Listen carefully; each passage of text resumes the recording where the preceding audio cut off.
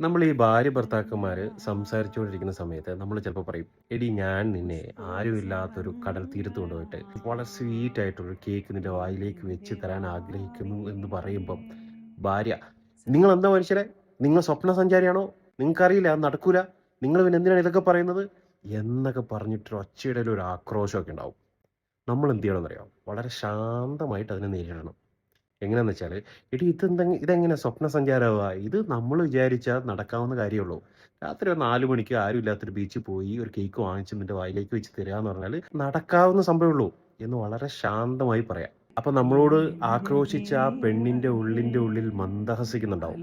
അവിടെ ആ ഭാര്യ ഭർത്താവിന്റെ ഇടയിൽ പ്രണയത്തിന്റെ സുഗന്ധം ഇങ്ങനെ വീശുന്നുണ്ടാവും. അവിടെയാണ് പ്രണയം. ഇനി നേരെ മറിച്ച് നമ്മൾ ഇവരോട് ചൂടാവുകയും നമ്മുടെ ഭാര്യമാര് പാവങ്ങള് സൈലന്റ് ആയിട്ടിരിക്കുന്ന ഒരവസ്ഥ.